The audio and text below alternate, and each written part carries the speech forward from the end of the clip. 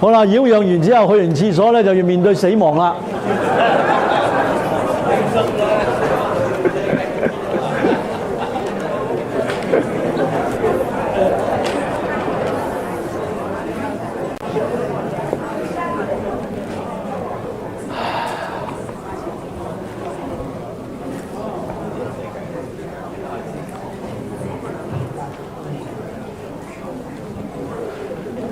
有生就必有死。有人話我哋一出世，其實個過程就係等死。但係你聽我頭先我講，真正嘅意義係由自己揾翻嚟嘅。喺咁嘅情況之下，你就明白點解我哋啲先哲係咁樣講啦。佢話：人固有一死，死又重於泰山，或輕於鴻毛，用之所趨異也。咩意思啊？用之所趨異也，即係就係睇你做咗啲乜，睇下你用咗喺邊度。呢個就係司馬遷喺呢一個《報任安書》裏邊寫嘅。司馬遷嗰個嘅痛苦經歷，大家記唔記得啊？唔知咧。佢係乜嘢嚟嘅咧？當年啊，如果大家係我個年代成長，你就會讀過呢個嘅李陵答蘇武書。蘇武就係當年蘇武牧羊，係咪啊？去咗呢一個嘅匈奴嗰度去出事，俾佢捉咗，喺度韞咗10幾年，然後就翻去呢一個嘅朝廷。好大城歡迎佢，但係李陵咧係一個將軍，當時咧佢就去同匈奴打，但係去到嘅時候冇援兵，因為喺呢個朝廷裏邊啲奸臣唔派兵支持佢，所以佢領住嗰啲軍，佢話我打到最後一兵一卒，我哋個個都係好老細，卒之都係唔夠，眾敵眾我寡。咁我咁樣無謂犧牲咗啦，我就希望能夠可以憑住我呢個丹心，希望一日我能夠可以再服侍翻呢一個漢朝。但係喺呢一個嘅佢降咗呢一個嘅匈奴之後咧，喺朝廷咧就殺晒佢全家，好慘。而咧喺成個朝廷裏邊咧，係得司馬遷同佢講好話。而司馬遷亦都係咁嘅原因，俾呢啲咁樣嘅奸臣害到佢殘廢，就咁嘅原因，佢就寫咗有名嘅史記。咁你就睇到佢好明白生命係做乜，而佢基本上喺呢個時候裏邊，佢就講出嚟啦。報任安書就係講佢自己本身點解我要咁做，係一種自白嘅一個嘅好出名嘅文章。而我話俾大家聽，我真正嘅愛國心同埋喺嗰個時候就係睇呢一個嘅，就係讀呢個李陵答蘇武書開始嘅。但係可惜而家可能冇晒呢啲啦。好，儒家哲學我哋睇睇儒家點樣睇生死嘅，生死之間嘅人民智慧。記住，儒家就係以人與人之間嘅關係，社會性嗰個嘅和諧作為最終目標嘅，而將呢個生死要融入呢個社會嘅倫理，而喺現世嘅實踐、禮儀傳承同埋道德超越之中咧，係要提供一種獨特嘅人民主義嘅安頓。所以你要明白佢本身嘅角度係咁樣睇嘅。所以記唔記得我最初有一個圖就係瞎子摸象啊？所以你記住，儒家係由呢個角度睇。所以記住，當我哋研究係乜嘢嗰個角度、嗰個嘅哲學或者你自己嘅思維嘅時候，你要知道佢係由邊度出發。其實大家都喺度瞎子摸象嘅過程之中。好啦，現世嘅優先咧，未知生焉知死？你咁多做乜嘢啫？係咪？我而家呢一世咁重要，我都唔知做乜講來世啫。大家睇到基督教、天主教就講來世啊嘛，甚至佛家都係講來世啊嘛，係咪啊？咁但係個問題，嗰啲我唔知啊嘛。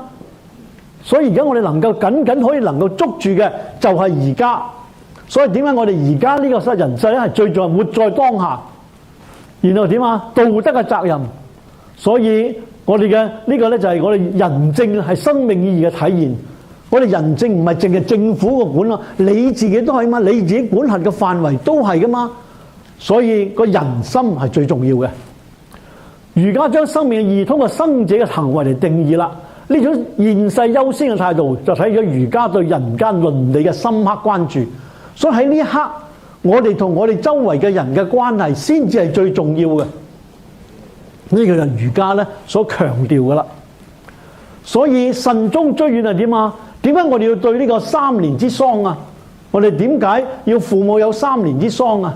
呢個係咩啊？就係呢個禮儀嘅社會功能啦，就係強化咗家族嘅紐帶、祭祀嘅餘載、社會倫理嘅基石。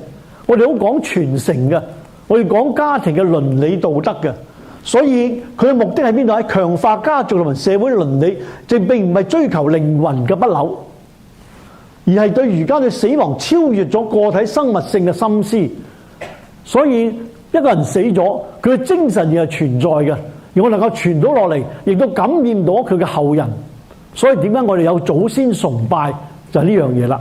我哋並唔係呢一個嘅迷信或者唔係，而係我哋尊重我哋本身傳落嚟嘅祖先，我哋嘅父母。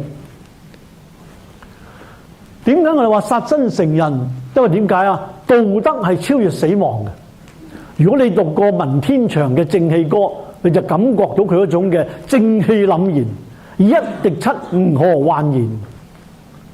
即係話，主本身你而家一個好高嘅道德修養，你能夠覺得嗰種嘅呢一種嘅骨嘅嗰個風骨係緊要你過你嘅個人嘅生命嘅。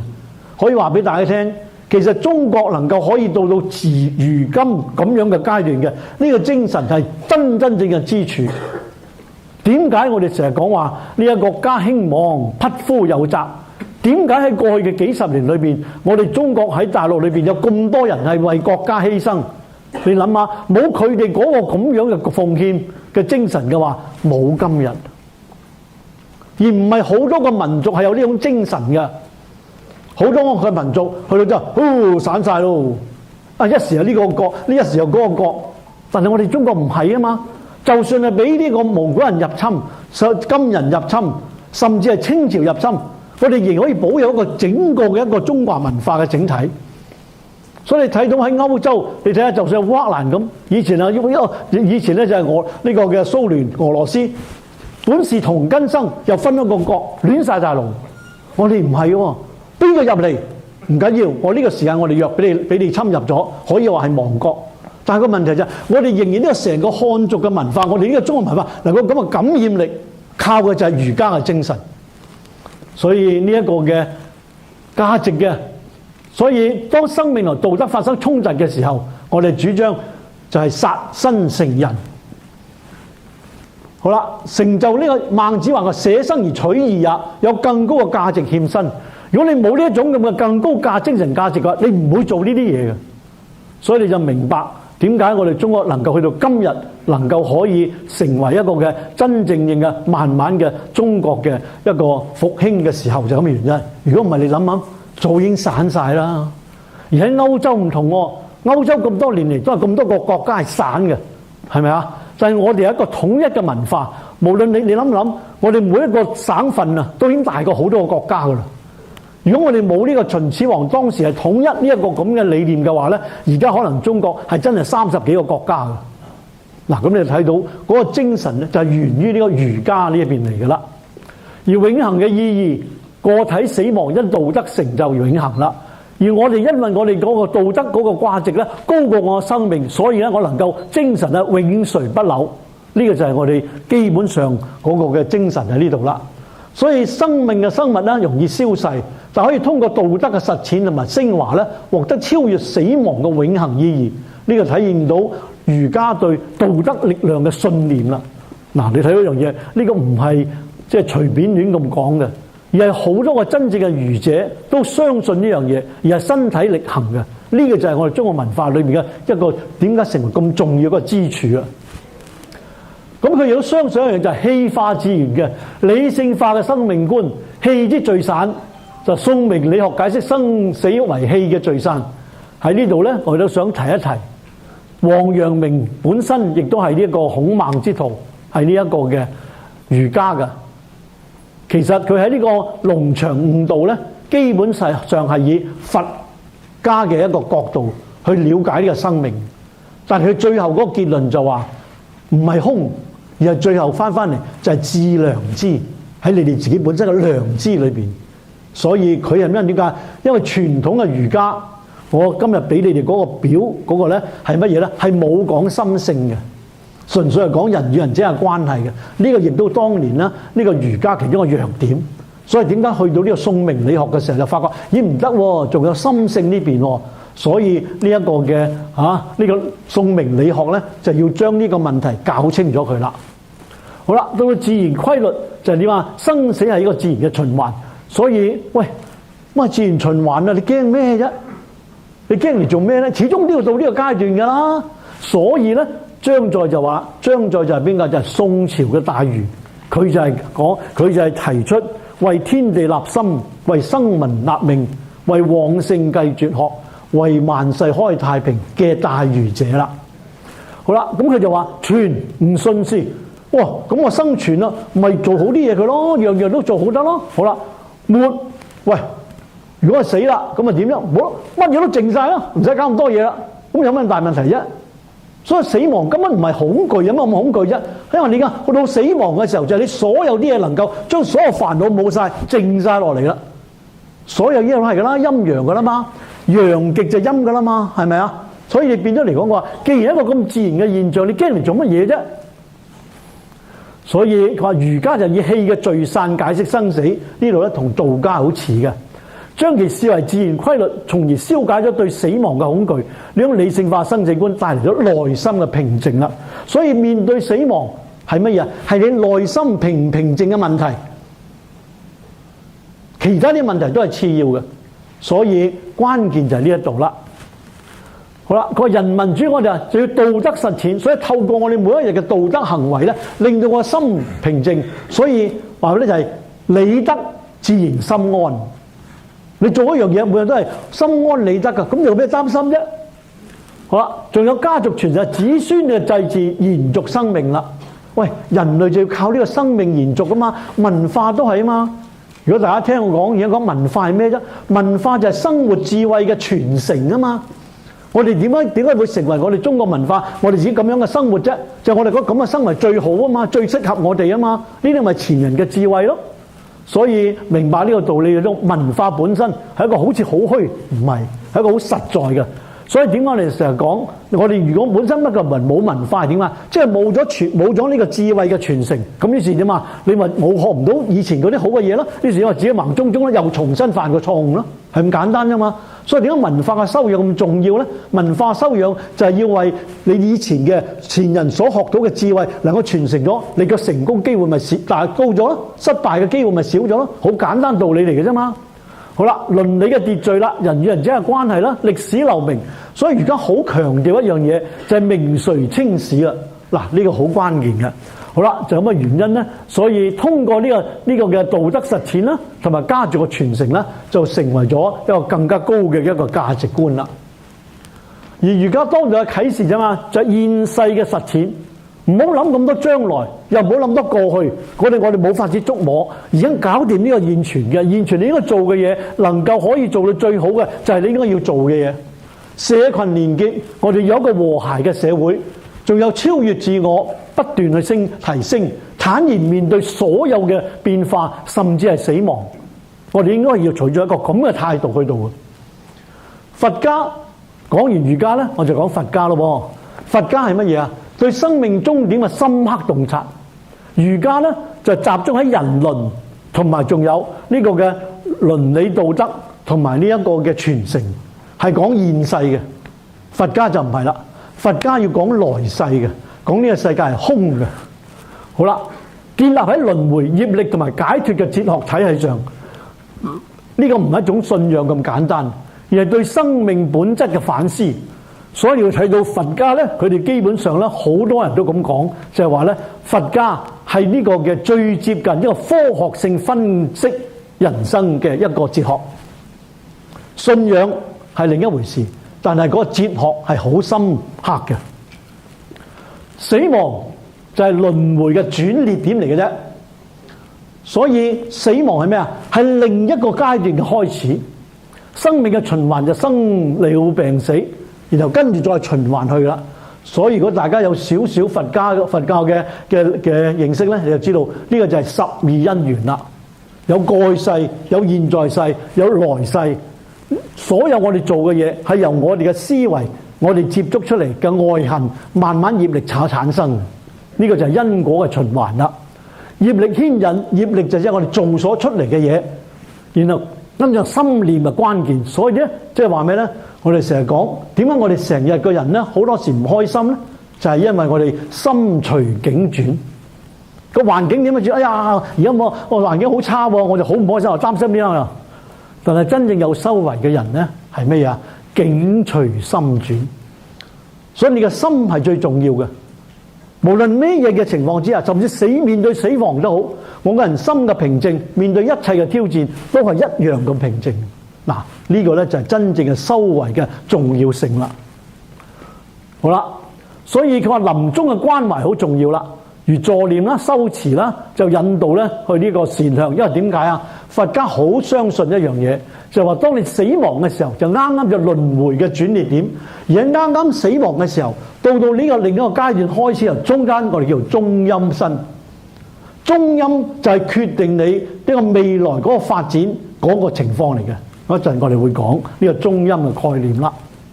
所以無常就係苦，死亡嘅本質，諸行無常，即係等於易經所講嘅，係咪啊？變易。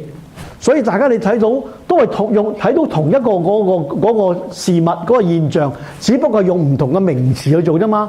所以當你去接觸咗咁多唔同嘅角度去睇嘅時候，發覺唉，咪又係嗰啲咁嘅嘢。不過大家嘅重點有啲唔同，係嘛？好啦，無明之懼啦，無明係咩啊？就係對呢個真相嘅唔明白，有誤解。於是呢個咧就係無明，就係因為你嘅無明，因為你對死亡唔認識，對宇宙萬物嗰個自然規律唔認識，所以咪驚咯。有乜好驚啫？你遲早都要面對㗎啦，係咪？所以我個人覺得啊，未來嘅發展，香港係點樣？我唔知道啦。喂，安樂死係必須嘅，因為到某個階段嘅時候，你睇到而家好多老人家，其實佢生喺呢個嘅護老院嗰個每日插喉啊之類，冇乜意思嘅，係咪啊？佢好辛苦㗎，你做乜要俾佢咁辛苦啫？係咪啊？咁所以好多嘢，你發覺而家好多嘢咩？好多嘅而家所謂嘅社會制度，好多係需要檢討嘅。好啦，解決生死係點啊？修行嘅最終極目標係乜嘢咧？就係追求涅槃。涅槃係乜嘢啊？就係完全寂靜，能夠徹底止息痛苦。當我哋打坐好，去到某一個階段嘅時候，真正涅槃嘅時候咧，係乜嘢？所有嘅都要靜晒㗎。好啦，界定位係咩啊？界定位就係要修煉嘅過程，而呢個界定位係咩？就戒律，然後先能夠定咗之後，然後先至生呢一種嘅智慧，斷除五毒。我哋所有嘅嘢都係來自於情慾。記唔記得頭先講關於呢一個嘅荀子所講啊？荀子話：點解你係惡啫？就係因為你本身嚟講有自己嘅情慾啊嘛。咁啊情慾喺邊度嚟啊？喺佛家就分析啦。呢種情慾就係叫做貪嗔痴慢疑。嗔就係怨恨，貪就貪心，怨恨妒忌，痴就係無知愚蠢，慢就係咩啊？有分別心，見高就拜，見低就踩，呢啲就係慢心啦。好啦，然後點啊？疑就點啊？冇信心，呢樣都驚，嗰樣驚到啊！咁呢個就係咧所謂五毒，你要將五毒斷除佢，因為呢啲所有呢啲嘢都係你自己心嘅問題啫嘛。所以你將個心能夠收得好嘅話咧，呢啲問題完全都唔係問題。最後點啊？就係證悟無我，再唔受呢個生死束縛。所有啲嘢你都睇到，根本係個現象係完全都係一樣嘅。無論你係咩咧，起起伏伏、成敗得失，最後啲啊，到頭來都係一場空。空嘅意思係咩啊？唔係冇，而話呢個現象消失。乜嘢叫做緣啊？緣嘅意思就話啦，當嗰啲條件成熟，呢個現象就會出現啦。好似今日而家條件成熟啦，哇！我哋大家喺度濟一堂喺度聽，係咪先？好多個原因走埋嘅噃，係咪先？但係最後點啊？呢一個室都會變一個吉地。係咪啊？呢個現象都會唔見嘅，人生咪一樣咯。就算我哋而家無論你幾好或幾咩都幾叻，咩都幾多錢都好，卒之咪一樣走咗，係咪啊？咁所以我哋成日講唔好執着呢啲，而家最後點啊？就係人在天堂，錢在銀行嘅啫，係咪啊？所以呢啲係好簡單嘅人生嘅道理嚟嘅，但係好多人都唔明，跟少少就哇好緊張好緊張，呢啲係好可惜嘅。好啦，咁而涅槃咧就係佛教修行嘅核心目標啦，就要將所有嘢全部放下。好啦，中陰身係咩啊？解脫嘅關鍵時刻啦，就話當我哋中陰身就啱啱我哋可能係生理上停止咗，但係我哋基本上個人係未停嘅。呢段時間好緊要啦，關鍵時刻就係解脫嘅關鍵時刻。佢話藏傳佛教強調中陰咧係死亡後到投胎前嘅過渡狀態。好啦，所以咧，當一個老人家佢走咗嘅時候，記住一斷咗氣嘅時候，佢仍然有知覺嘅。所以點解一定要咧同佢咧係念經去安撫佢，佢仲會聽到嘢。雖然佢冇反應，因為佢生理上佢無法有反應，但係佢本身係心靈同個感覺上佢係知道嘅。所以點解大家要明白呢個道理？呢啲係生理同心理。如果你想爸爸媽媽走嘅時候會好啲嘅話，係佢啱啱就算斷嘅時候呢段時間。所以點解我哋常講話我哋會送終咧？送終嗰段時間好重要，唔好話死咗啦走啦有錢分啦咁。好多不孝子係咁噶，所以喺呢個《紅樓夢》有一句嘢好講得好好啊！佢嘅大意就係話：天下父母個個都愛子女嘅，但係真正孝順嘅子女有幾多個啊？好啦，咁咧，所以中陰嘅教法提供咗地圖啦，指引點樣喺呢個迷路中出路，最終擺脫咗輪迴嘅束縛。咁呢個中陰身咧好緊要啦。佢話咁咧，所以呢個就係呢個時候咧，就係考驗我哋呢個時候咧，究竟我哋嘅思維、我哋嘅信仰、我哋嘅修為去到邊度，就決定你下一世投胎去呢個嘅嗰個嘅關鍵啦。好啦，儒釋道對死亡嘅不同嘅視覺，儒家咧就以倫理責任對抗死亡，強調慎終追遠。道教咧就追求長生或者羽化成仙，希望永生不死。佛家咧就承認死亡嘅必然，主張通過智慧超越輪迴。呢三種嘅思維咧，大家係各有千秋，亦都唔同嘅角度。咁大家作為咧，而家我哋掌握個寶貴嘅人生咧，就你自己作出一個抉擇啦。究竟對你嚟講，邊一樣會適合你？你邊樣覺得係好啲咧？咁呢個就係你自己本身嗰個嘅選擇啦。好啦，從死亡到個覺悟嘅道路咧，你會睇到就係佛家所講就認識無常啦，放下執着啦，悟證呢個空性啦。好啦，仲有就係呢個死亡係咩嚟㗎？係一個覺悟嘅循環嚟嘅啫。由生命嘅開端去到生命嘅發展，去到一個面對死亡，然後開始新輪迴，然後覺悟契機，放下之後就可以超越。所以所謂中陰身嘅時候，關鍵就喺邊度？放唔放得低？我哋普通人就講話，究竟係死不瞑目，係咪啊？就放唔低啦。所以點解好多人講話好多冤魂，就係因為佢放唔低，所以咧仍然咧喺呢個世間裏邊漂浮。如果係本身係已經係能夠安心嘅，就已經去咗另一個投胎噶啦。好啦。喺西藏嘅生死書嘅智慧之旅咧，佢咧就係咧呢本書咧就係講，大家有時間可以去睇睇，係值得嘅。咁不過呢個今日唔夠時間啦，我哋唔講呢度啦。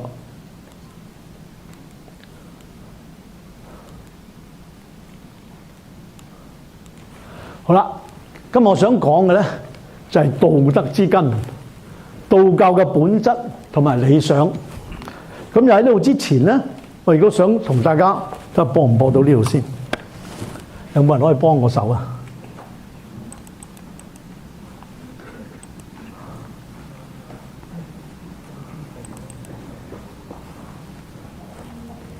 大聲啲，大聲啲，係得，噓，得。般若蜜多心經。唐三藏法師選一。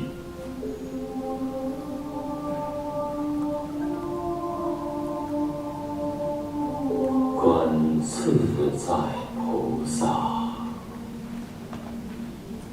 行深般若波罗蜜多时，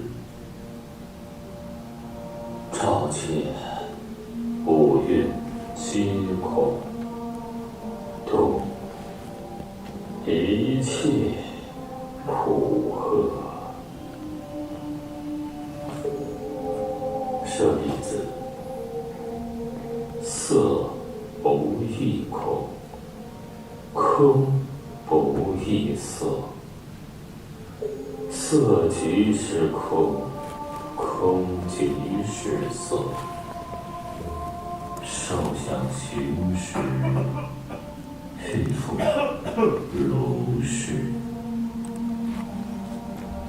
舍利。我翻嚟，我開翻嚟嗰啲得唔得？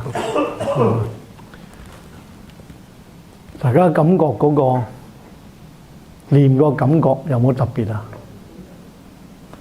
好多人呢朗誦呢個心經，冇咗個心。呢位就係我朋友李漢先生，佢係北京人嚟嘅，佢個朗誦嘅專家，一個電台主播，佢個好虔誠嘅佛教徒，佢就話：我哋淨係念經係唔夠嘅。當我念經嘅時候，原來嗰個聲係可以感染我哋，幫助我哋修練，同埋能夠真係感覺到幫你可以明白究竟我哋佛理嗰個係點樣樣嘅。因為我哋咧念佛同埋念所有啲經咧，唔係單單理性嘅。有個感覺，佢本身係用個心去加埋呢個朗誦嘅。我聽完之後，我好受感動。咁同埋佢咧一生咧就將自己咧奉獻咗喺呢一個朗誦經書上面。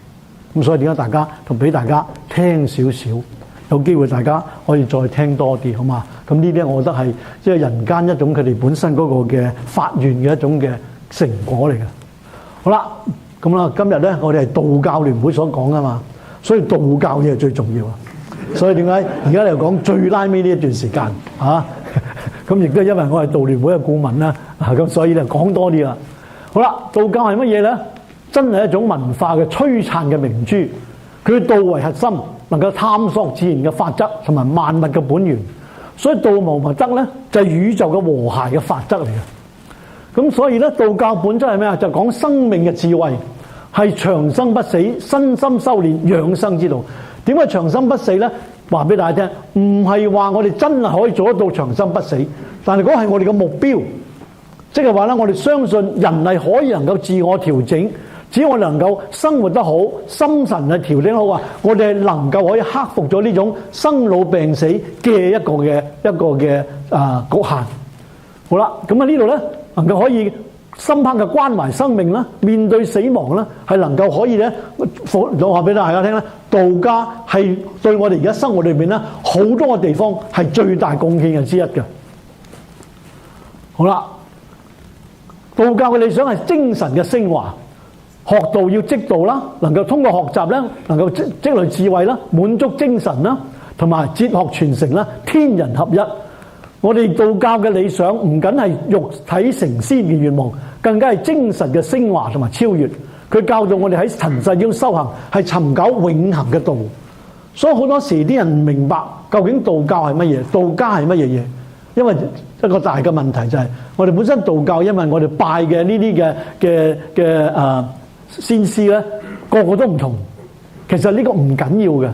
因為每一個咧，佢哋收到嗰個本身嗰個嘅嗰個緣分係唔同嘅，但係個關鍵係乜嘢嚟嘅咧？關鍵就係能夠可以喺塵世中修行，尋找永恆嘅道。道教嘅生死觀就係點啊？就係追求長生不死同埋肉體成仙。成仙即係等於呢一個嘅同呢個嘅儒家嘅成聖同埋佛家嘅成佛係一樣，大家都係一種嘅我哋要追求嘅一種嘅理想嘅境界。唔係要個個真係做神仙，神仙唔係會飛嗰啲，而係即係去到一個境界，佢能夠可以體化到，能夠可以真係悟到呢個嘅宇宙嘅萬物嘅之理啦。所以對生命嘅關懷咧，係通過修持啦，同埋面對呢個人體咧嘅修練啦，亦都通過與呢個嘅宗教嘅形式。所以點解道教咧特別強調養生之術？所以好多嘅養生嘅呢一個嘅發展出嚟嗰個智慧咧，都係由道家嚟嘅。而道係咩咧？就係自然嘅法則，萬物嘅本源。德係乜嘢啊？就係隨住符合呢個道嘅行為。所以道同埋德咧，就係是非對錯嘅準則，亦都係我哋中華文化嘅基石嚟嘅。所以成功之道就係好簡單嘅4個字，就係遵道而行，跟住個道行就得噶啦。好啦，道教嘅理想特色係咩啊？就理想嘅追求，同埋仲有特色嘅功夫係咩啊？有我命由我不由天。好多嘢我哋能夠由修練嗰度改善我哋呢啲咁樣嘅即係唔好嘅一個嘅情況嘅。所以我哋嘅力量，自己力量係好重要嘅。我哋有冇個決心，明唔明白嗰個方法？所以神與人嘅一體性咧，就係神仙與人合一嘅。道教唔係崇拜神仙，唔係認為神仙喺人之外，而係神仙與人係合而為一體嘅。所謂神同埋仙喺你嘅心裏邊，係你喺自己本身裏邊嘅。人性咧係通向神性，就將你本身嘅心裏邊調教到一種神性嘅階段。人人都可以成為仙嘅。仙係咩啊？就能夠通透，能夠可以悟道，可以呢個成仙啦。好啦，喺呢個最重要係乜嘢啊？我哋就所謂叫元神識神。元神係乜嘢啊？元神就係你本來嘅真我。因為你出咗世之後，慢慢咧就會受環境嘅影響，就變成咗你將原來嗰個真我咧冚唪唥將佢壓咗落去。呢個就係元神。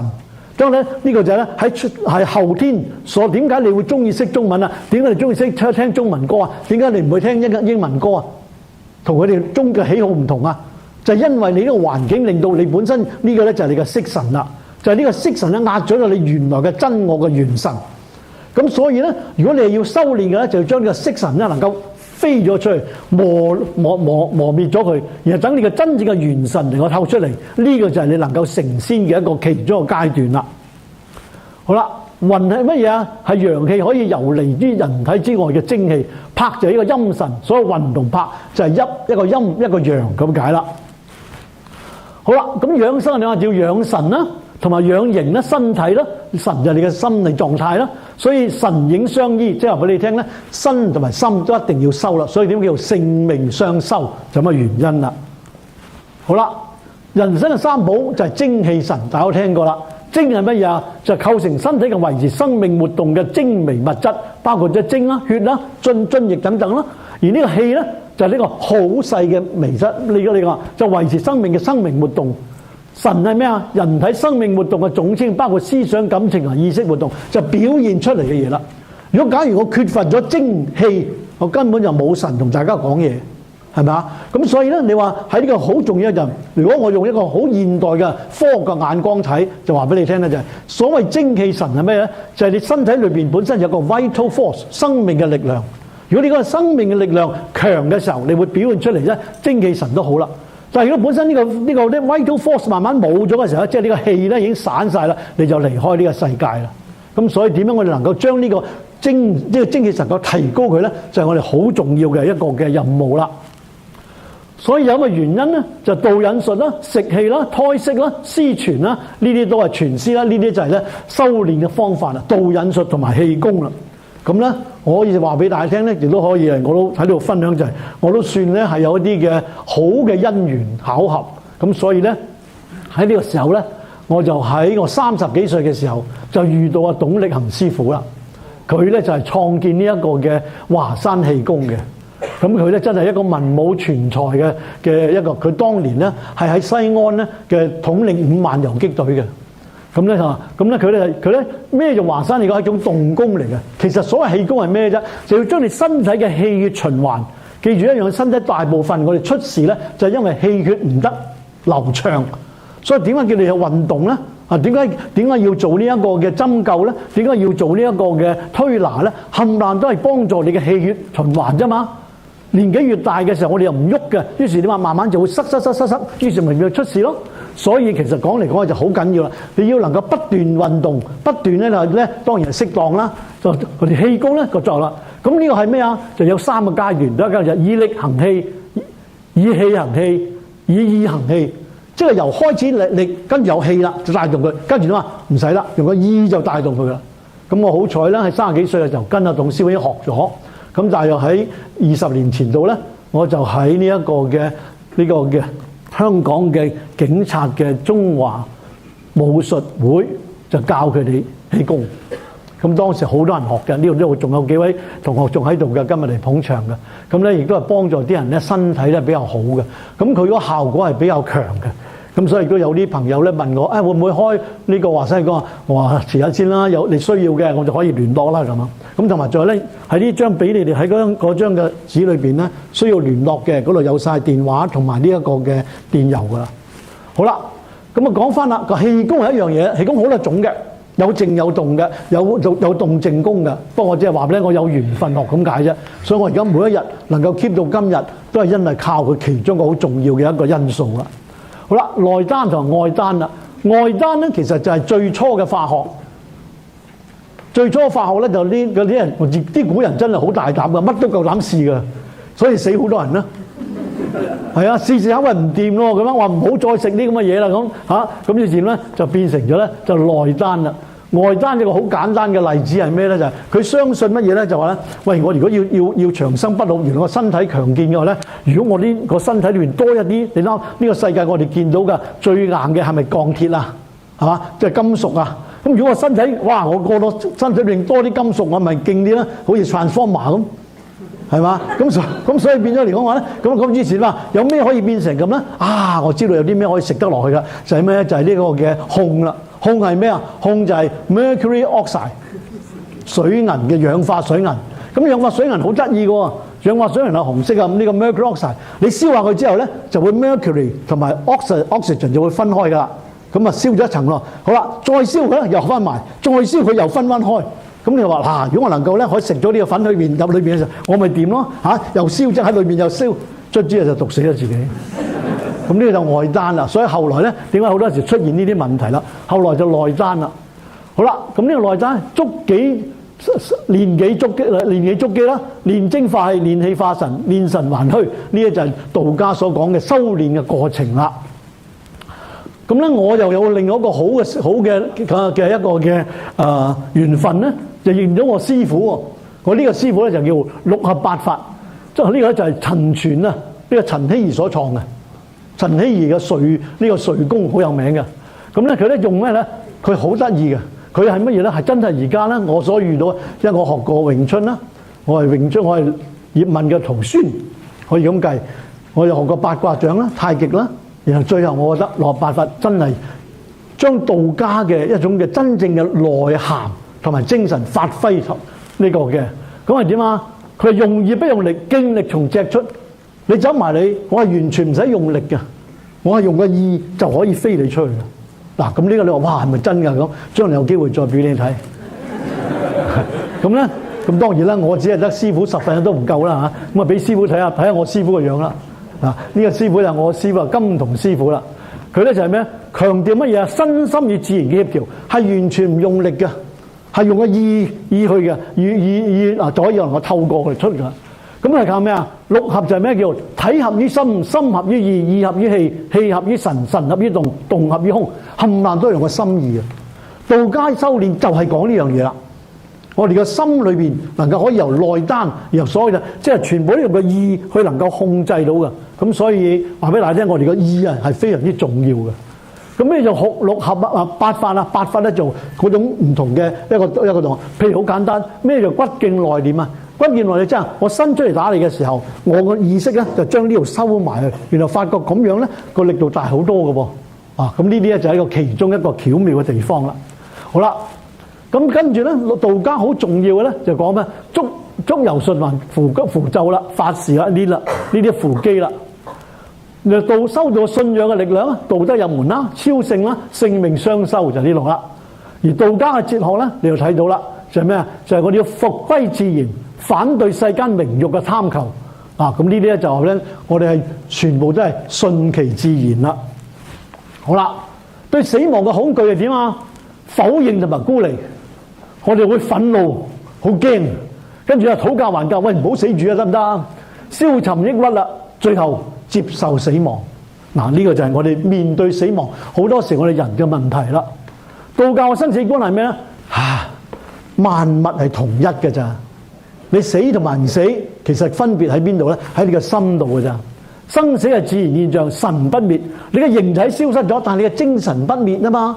所以好緊要講嘅就係咧，死而不亡者壽。呢個就係呢個《道德經》所講。咩叫死亡？死而不亡者壽，即係你死咗，但係你個精神，你所做嘅嘢仍然流傳落嚟嘅，嗰個先至係叫壽星啊嘛。係咪啊？唔係話你幾多歲就係壽星公，唔係，而係呢個先叫壽。好啦，養生係咩啊？就係氣嘅聚散。頭先我講啦，就 vital force。當你氣聚嘅時候，有精氣神嘅時候，你咪可以有活力咯。冇嘅時候就冇啦，返璞歸真，與天地同體，少思寡欲。所以你睇到大家咧好多唔同嘅角度，都係一個殊途同歸嘅。好啦，要拋開就係重點啦，視富貴如浮雲。情慾要拋開佢啊！呢個慾望放下佢，放下執着，先至能夠可以獲得自由嘅。呢個咧係道家嘅概念啦。所以追名逐利不於居於山林而色性啦。所以當年咧人就話啦：，揾下莊子嚟去做宰相啦咁。莊子話：喂，咁啲神龜啊擺喺你個神台上邊嚇，你又好拜佢嚇，但係真正嘅龜下邊咧游下都幾自由啊！我話我情願做呢個真有生命嘅龜，好過做神樂俾你拜。咁所以就話俾你聽，所以點解道教好崇尚嘅自然啦？所以呢個原因點解我去清華坊？好啦，道教嘅智慧咧就話啦，利欲分心咧就要覺今是而作非，要翻我哋真我，活出美滿嘅人生啦。咁啊，儒釋道嘅差別咧，呢個講咗噶啦頭先。好啦，作為最後啦，嚇。卒之都要散會噶啦，散會之前咧就同大家分享少少啦，就係咁嘅原因。因為我自己係研究中文化，但係我本身都係管理出身嘅。管理個經常強調10個字：整合資源，達成既定目標。要活出美滿人生，必須善加管理，管理自己嘅人生。你嘅目標喺邊度？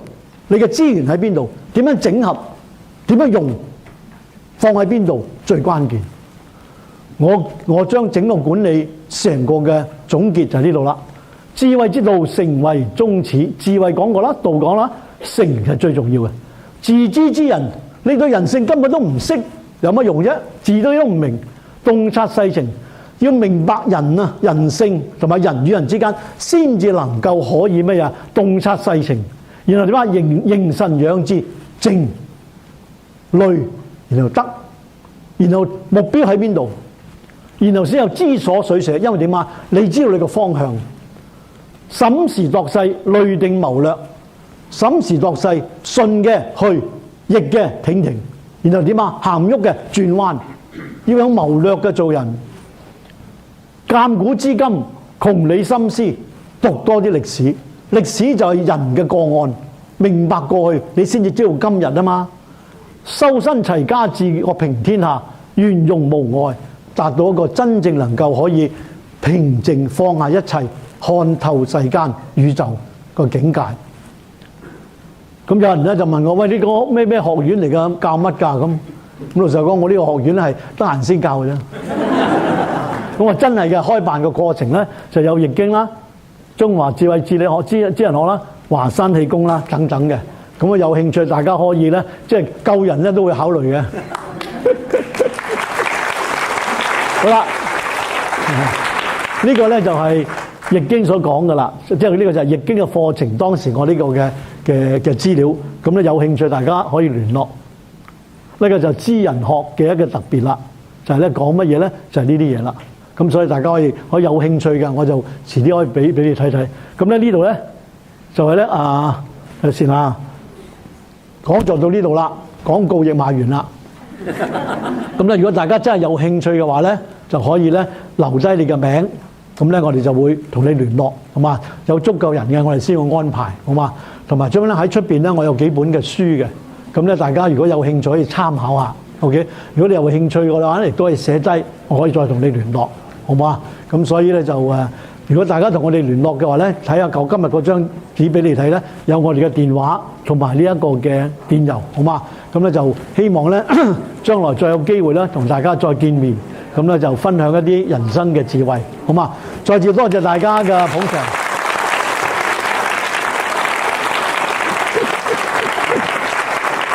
好嘛？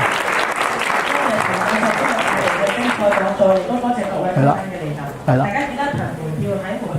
係啦，係啦，有興係啦，冇 run 啦，風水啊，師傅嚟介紹。哦，風水啫，你好，係師傅係咁樣，我哋主席黃主席，係啦，黃主席，係啦，係啦，呢個就係陳